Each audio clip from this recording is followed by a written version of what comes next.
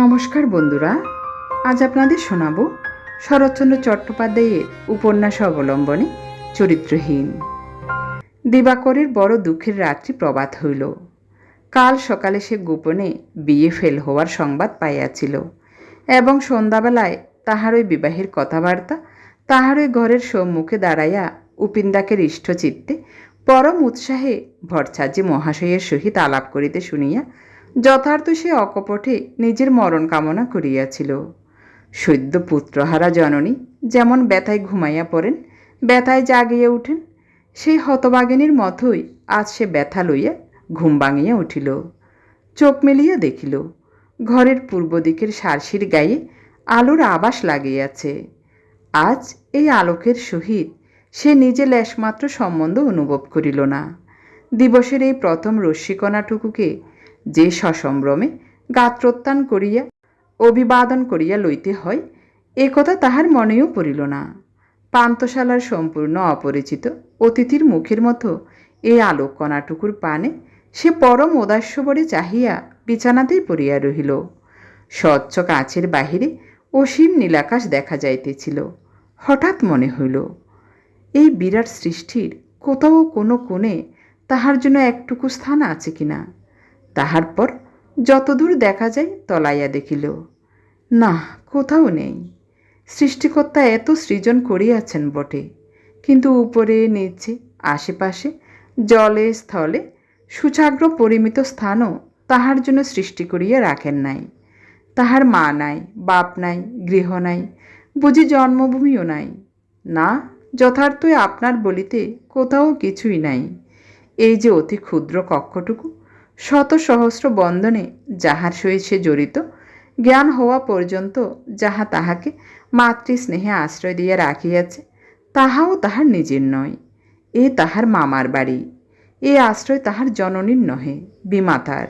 এইরূপে দুঃখের চিন্তা যখন ক্রমশ জটিল ও বিস্তীর্ণ হইয়া পড়িতেছিল, অকস্মাৎ উপেন্দ্রর কণ্ঠস্বরে তাহা এক মুহূর্তে সোজা পথে ফিরিয়া আসিল। সে তাড়াতাড়ি উঠিয়া বসিয়া জানালা খুলিয়া মুখ বাড়াইয়া দেখিল উপেন্দ্র ভৃত্যকে কি একটা আদেশ করিয়া বাহির হইয়া গেলেন। তিনি তো কোনো দিকে না চাহিয়াই সোজা চলিয়া গেলেন, কিন্তু দিবাকর নিজের সেই দুই চোখে ব্যথা অনুভব করিয়া মুখ ফিরাইয়া লইল। তাহার মনে হইল ছোটদার উন্নত দৃঢ় ললাটের উপর কতকটা সূর্য রশ্মি যেন ধাক্কা খাইয়া তাহার চোখের উপর আসিয়া আছাড় খাইয়া পড়িল। সে আরেকবার শয্যা আশ্রয় করিয়া নির্জীবের মতো চোখ বুজিয়া শুইয়া পড়িল এবং দুশ্চিন্তার রাশি তদ্দণ্ডেই তাহাকে আবার চাপিয়া ধরিল। আজিও অভ্যাস মতো তাহার প্রত্যুষেই ঘুম ভাঙিয়াছিল বটে, কিন্তু গত রাত্রিতে সে যে ঘুমাইতে পারে নাই। দুঃস্বপ্ন ভূতপ্রেতের দল সারা রাত্রি এই দেহটাকে লইয়া টানাচেরা করিয়া এই মাত্র ফেলিয়া গেছে। তাহাদের পরিত্যক্ত নিঃশ্বাসের বাষ্প এখনো ঘরের কোণে জমা হইয়া আছে। ইহা সে চোখ বুঝিয়াই অনুভব করিতে লাগিল। আবার মনে পড়িল সে ফেল হইয়াছে, তাহার অনেক দুঃখের লেখাপড়া ব্যর্থ হইয়া গিয়াছে। আজ এ সংবাদ সবাই শুনিবে। তারপরে ধোঁয়া যেমন একটুখানি রন্ধ্রের সাহায্যে সমস্ত ঘর নিমিষে ব্যাপ্ত করিয়া ঘোলা করিয়া দেয়, তেমনি করিয়া একটিমাত্র নিষ্ফলতার ক্ষুদ্র দ্বার ধরিয়া নরেশ্বর গাঢ় অন্ধকারে তাহার সমস্ত মন পরিপূর্ণ হইয়া গেল। বেলা প্রায় 8টা। সে দুই হাত মোটা করিয়া উঠিয়া বসিয়া কহিল, না, কোনো মতেই না। ছোটদা রাগ করুন কিংবা বৌদি দুঃখ করুন, এ আমি কিছুতেই পারব না। যিনি গৃহলক্ষ্মী হবেন, হয় তিনি আমার গৃহেই আসবেন, না হয় কোনো দিনই আসবেন না। পারি সসম্মানে প্রতিষ্ঠা করব, না পারি অন্তত অসম্মানের মধ্যে টেনে আনব না। এই সংকল্প হতে কেউ আমাকে বিচলিত করতে পারবে না। দিবাকর ধীরপদে অন্তঃপুরে প্রবেশ করিয়া সুরবালার ঘরের সম্মুখে দাঁড়াইয়া ডাকিল, বৌদি। ভিতর হইতে মৃদুকণ্ঠের আহ্বান আসিল, ঘরে এসো। দিবাকর প্রবেশ করিয়া দেখিল আলমারি উজাড় করিয়া সুরবালা নতমুখে বসিয়া তোরঙ্গ সাজাইতেছে। জিজ্ঞাসা করিল, ছোটদা মফস্বলে যাবেন? সুরবালা তেমনিভাবে কহিল, না, কলকাতায় যাবেন। ইহার পরে আর দিবাকরের মুখে কথা জোগাইল না। নিজের নির্জন ঘরের মধ্যে যে শক্তি তাহাকে ঠেলিয়া তুলিয়া দিয়া এত দূরে আনিয়াছিল, প্রয়োজনের সময় সেই শক্তি অন্তর্ধান করিল। সে মৌন মুখে ভাবিতে লাগিল, কি করিয়া শুরু করা যায়। এমন সময় বারান্দায় জুতার শব্দ শোনা গেল এবং পরক্ষণেই উপেন্দ্র পর্দা সরাইয়া ঘরে ঢুকিলেন। দিবাকর অত্যন্ত সংকুচিত হইয়া পলাইবার উপক্রম করিতে উপেন্দ্র দাঁড়া বলিয়া ধীরে সুস্থে খাটের উপর বসিলেন এবং জামা খুলিতে খুলিতে জিজ্ঞাসা করিলেন, ফেল হলে কি করে? রোজ রাত্রি 1টা পর্যন্ত জেগে জেগে এতদিন তবে করেছিলি কি? এ কথার আর জবাব কি? দিবাকর অদবদনে দাঁড়াইয়া রহিল। উপেন্দ্র বলিতে লাগিলেন, এ বাড়িতে থেকে তোর কিছু হবে না দেখছি। যা, কলকাতায় গিয়ে পড়গে, তাহলে যদি মানুষ হতে পারিস। তারপর একটু হাসিয়া বলিলেন, বৌদির কাছে কি দরবার করতে এসেছিলি? বিয়ে করবি না এই তো? কথা শুনিয়া দিবাকর বাঁচিয়া গেল। তাহার সমস্ত দুঃখ যেন একেবারে ধুইয়া মুছিয়া গেল। সে সহসা হাসিয়া ফেলিয়া মুখ তুলিয়া চাহিল। উপেন্দ্র হাসিলেন, যদিচ সে হাসির মর্ম কেহ বুঝিল না। তারপরে বলিলেন, আচ্ছা, এখন মন দিয়া পড়গে, আগামী অগ্রাণ পর্যন্ত তোর ছুটি। তার এখনও অনেক বাকি। স্ত্রীর দিকে চাহিয়া বলিলেন, সতীশ টেলিগ্রাফ করেছে, হারান্দার অবস্থা ভারী খারাপ। আমি রাত্রির ট্রেন পর্যন্ত অপেক্ষা করতে পারবো না। এই 11টার গাড়িতেই যাব। একবার থার্মোমিটারটা দাও তো দেখি, জ্বরটা বাড়লো কি না। ও কি, অত বড় তরঙ্গ কি হবে? একটা ছোটোখাটো দেখে দাও না। সুরবালা কাপড় পাট করিয়া তরঙ্গ বোঝাই করিতেছিল।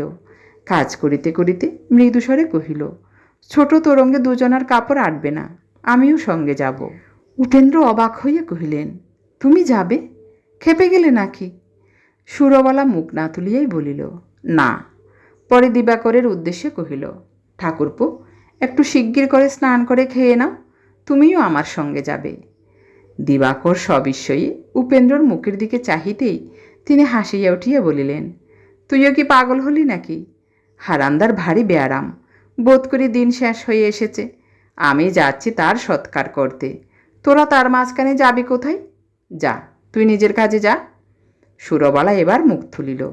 দিবাকরের দিকে চাহিয়া শান্ত অথচ দৃঢ়স্বরে বলিল, আমি আদেশ করছি ঠাকুরপো, তুমি প্রস্তুত হওগে।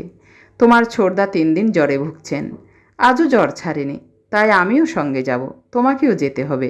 যাও, দেরি করো না। উপেন্দ্র মনে মনে ভারী আশ্চর্য হইয়া গেলেন। তিনি ইতিপূর্বে কোনো দিন সুরবালার এরূপ কণ্ঠস্বর শোনেন নাই। সে যে স্বচ্ছন্দে একজন পুরুষ মানুষকে এমন ছোট ছেলেটির মতো হুকুম করিতে পারে, তাহা সকর্ণে না শুনিলে বোধ করি তিনি বিশ্বাস করিতেই পারিতেন না। তথাপি তিরস্কারের স্বরে কহিলেন, আমি যাচ্ছি বিপদের মাঝখানে, তোমরা কেন সঙ্গে গিয়ে সেই বিপদ বাড়িয়ে তুলবে? তোমার যাওয়া হবে না। তাহার শেষ কথাটা কিছু কঠোর শুনাইল।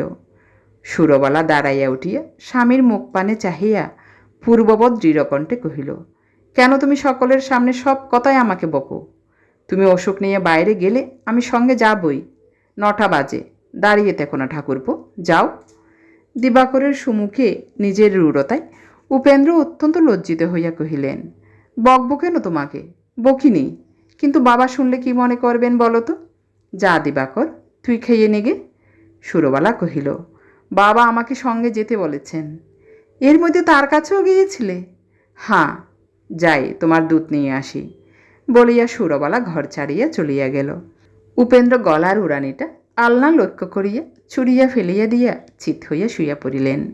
সুরবালা যে সঙ্গে যাইবেই, স্বামীর অসুস্থ দেহটা সে যে কিছুতেই চোখের আর করিবে না, ইহাতে আর কাহারও সংশয় রহিল না। দিবাকর প্রস্তুত হইবার জন্য ধীরে ধীরে বাহির হইয়া গেল। উপেন্দ্র ভাবিতে লাগিলেন, জিত করিয়া সুরবালা এই যে এক নতুন সমস্যার সৃষ্টি করিল। কলিকাতায় পৌঁছিয়া তাহার কি মীমাংসা করা যাইবে? কোথায় গিয়ে উঠা যাইবে? হারানদাদার ওখানে অসম্ভব, কারণ শুধু যে সেখানে স্থানাভাব তাহা নহে, সেখানে কিরণময়ীর স্বামী মরিতেছে। তথাপি তাহার ওই চোখের উপর সুরবালা যে নিজের স্বামীর বিন্দু পরিমাণ পীড়াটুকুও উপেক্ষা করিবে না, শোভন অশোভন কিছুই মানিবে না, স্বামীর স্বাস্থ্যটুকু অনুক্ষণ সতর্ক প্রহরা দিয়া ফিরিবে। ব্যাপারটা মনে করিয়াও তাহার লজ্জাবোধ হইল। বন্ধু জ্যোতিষের বাটিতে উপস্থিত হওয়াও প্রায় তদ্রূপ। সুরবালা বিষম হিন্দু, এই বয়সে রীতিমতো জপ তপ আরম্ভ করিয়াছে।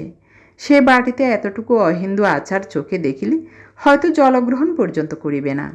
অত বড় বাটির মধ্যে একমাত্র মায়ের আচার বিচার বিশেষ কোনো কাজেই লাগিবে না। তাছাড়া সেখানে সরোজিনী তাহার প্রায় সমবয়সী। তাহার বাড়িতে বসিয়া তাহাকেই ছুঁই ছুঁই করিয়া বাস করা সুখেরও নয়, উচিত নয়। বাকি রহিল সতীশ। উপেন্দ্র শুনিয়াছিলেন তাহার নতুন বাসায় সে একা থাকে, স্থানও যথেষ্ট। বিশেষত সেও এই জপতপের দলভুক্ত। সতীশ ও দিবাকর আচারনিষ্ঠ এই দুটি দেবর লইয়া সুরবালা ভালোই থাকিবে। উপেন্দ্র তৎক্ষণাৎ সতীশকে দাঁড় করিয়া দিলেন। তিনি রওনা হইয়াছেন। সংবাদ পাইয়া সতীশ স্টেশনের উদ্দেশ্যে যাত্রা করিল। ভগবান সতীশকে যথার্থই দেহ মনে বড় শক্ত করিয়া গড়িয়াছিলেন। তাই সেদিন হইতে মুমূর্ষু হারানের হতভাগ্য পরিবারের সমস্ত গুরুবার মাথায় লইয়া যেমন বহিতেছিল, সাবিত্রী বিপিনের ইতিহাসটাও সেদিন সে তেমনি সহ্য করিয়া লইয়াছিল। এই ইতিহাস জানিত শুধু বেহারি এবং তাহার পরম পূজ্যপাদ চক্রবর্তী মশাই। বেহারি মনে করিত সে সাবিত্রীকে অত্যন্ত ঘৃণা করে।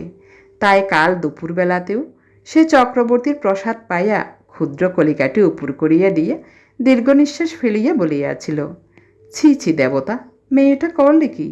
বাবুকে আমার সে চিনলে না, তাই সোনা ফেলে আঁচলে গেরো বাঁধলে। শেষকালে কিনা বিপিনবাবুর সঙ্গে চলে গেল। চক্রবর্তী হেলিয়া দুলিয়া জবাব দিলেন, বেহারি, নিমাই সন্ন্যাসে লেখা আছে, মুনিরাঞ্চ মতভ্রম।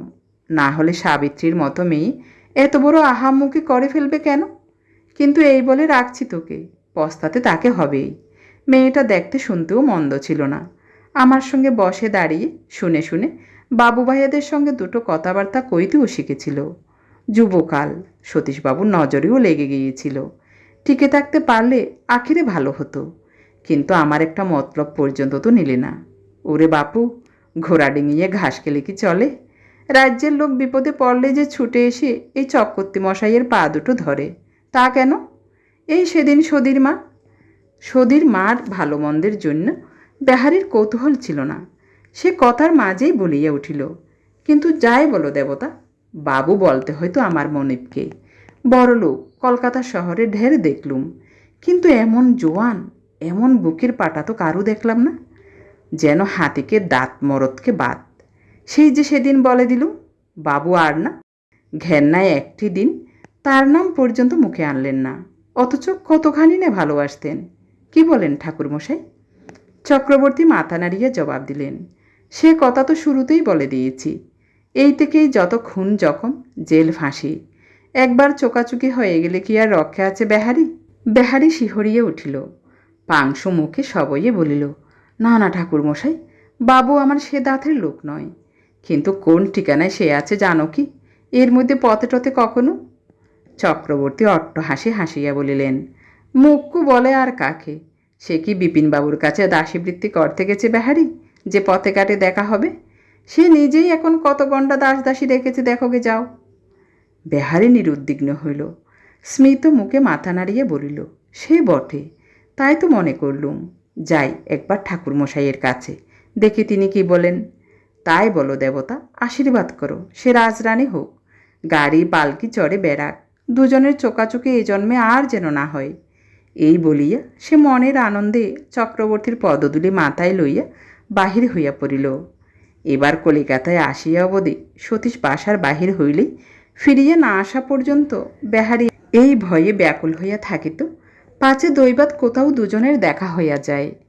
সতীশ যে অত্যন্ত বদরাগী, এই সংবাদ সে বাটির পুরাতন দাসদাসীর মুখে শুনিয়া আসিয়াছিল, এবং সাবিত্রী যত বড় গর্হিত কাজ করিয়াছে তাহাতে খুনোখুনি কাটাকাটি হয়, ইহাও তাহার এতটা বয়সে অবেদিত ছিল না। শুধু সাবিত্রী যে কোনোদিন দাসদাসী লইয়া যানবাহনে চলাফেরা করিতে পারে, এই সম্ভাবনাটাই তাহার মাথায় ঢোকে নাই। আজ চক্রবর্তীর মুখের অবিশ্বাস বাক্যে সে নির্ভয় হইয়া বাঁচিল। সাবিত্রীর উপরে বিষম ক্রোধ তাহার পড়িয়া গেল। সে নিরুদ্যোগে পথ চলিতে চলিতে প্রতি মুহূর্তে আশা করিতে লাগিল, হয়তো মস্ত একটা জুড়ির উপর রাজরানী ভেসে এইবার সে সাবিত্রীকে দেখিতে পাইবে। সাবিত্রীকে বেহারি সত্যই ভালোবাসিত। সে কি, কিংবা কোন পথে তাহার রানী হওয়া সম্ভব, এ সকল অনাবশ্যক প্রশ্ন তাহার মনে ঠাঁই পাইত না। চিরদিনই সাবিত্রী তাহার পরম স্নেহের, পরম শ্রদ্ধার পাত্রী। সে দুঃখী। সে তাহাদের মতো লোকের সঙ্গে এক আসনে দাঁড়াইয়া দাসীবৃত্তি করে মনে করিতেও তাহার লজ্জায় সংকোচে মাথা হেঁট হইয়া যাইত।